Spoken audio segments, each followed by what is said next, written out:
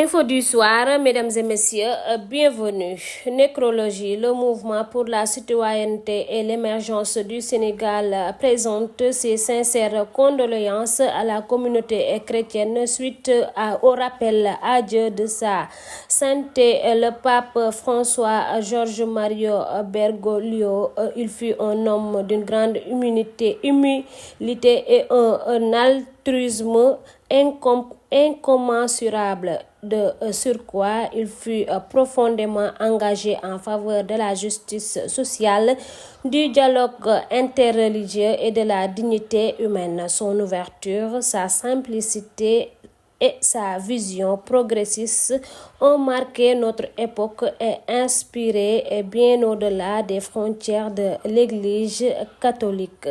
Que le bon Dieu lui accorde un repos éternel. Toujours avec le décès du pape, un message du Premier ministre Ousmane Sonko. Aujourd'hui, lundi de Pâques, l'humanité a perdu l'un de ses plus éminents membres, le pape François Georges Mario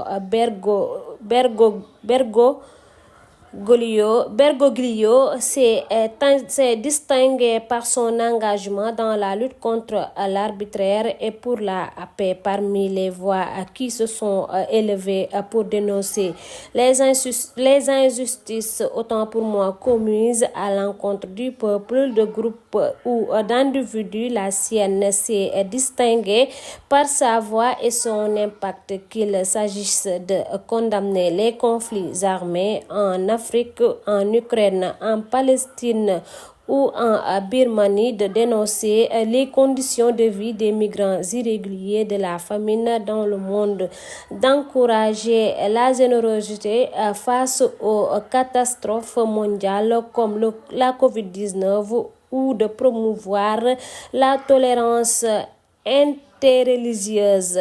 Je suis persuadée que son message universaliste et humaniste résonnera encore longtemps dans nos esprits. À l'ensemble de la communauté chrétienne, nous exprimons nos condoléances les plus sincères. Nous nous associons à votre douleur profonde et nous associons à vos ardentes prières pour l'illustre disparu Ousmane Sonko, Premier ministre. Terminons avec le message de son Excellence Bassirou Diomaye Faye. C'est avec une grande tristesse que j'ai appris le décès de sa sainteté, le pape François.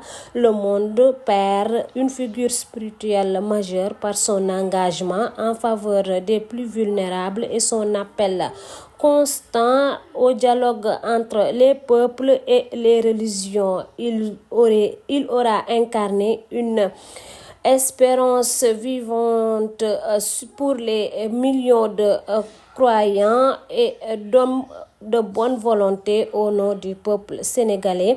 J'adresse mes condoléances les plus attristées à l'Église catholique, à la communauté catholique du Sénégal et d'ailleurs, ainsi qu'à toutes celles et ceux que son message a inspiré. Message de son Excellence Bassirou Diomaye Faye.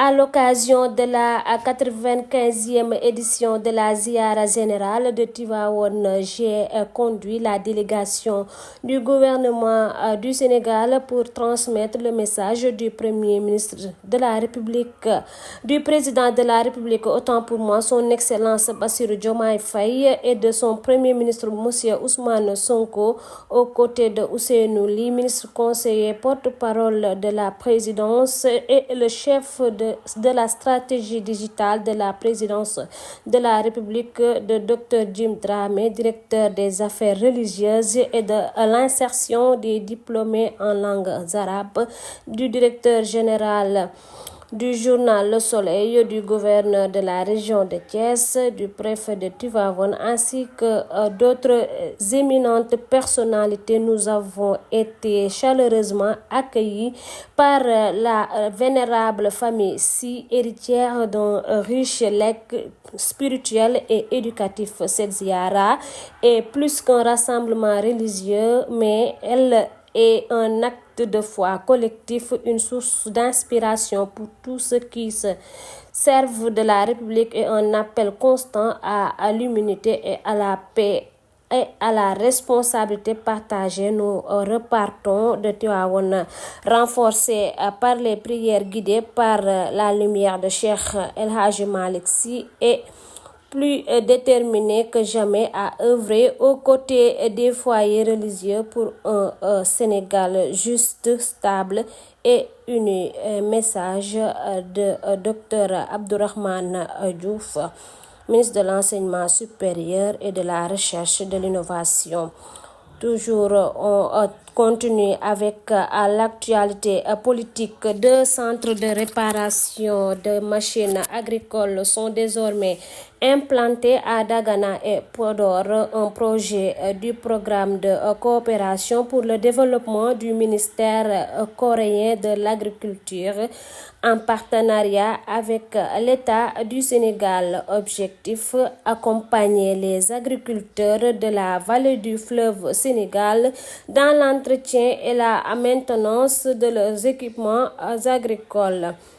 New Deal technologique, santé digitale, déploiement du dossier patient numérique, futur projet de loi sur la santé numérique visant à créer un cadre juridique moderne pour les données de santé, garantir la protection des informations médicales sensibles, encadrer l'utilisation des nouvelles technologies en santé et télémédecine.